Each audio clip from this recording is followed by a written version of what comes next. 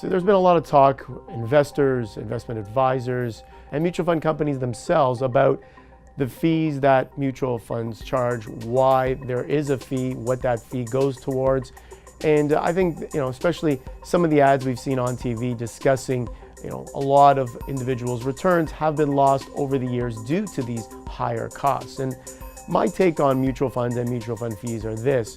I believe that instead of looking at the fees that mutual funds charge, I think people should look at, or investors should look at, the overall rate of return that they're getting.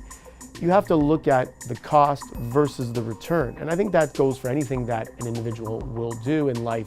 If you're fixing your roof, what is the cost versus the work or the return you're going to get from that person fixing your house or your roof?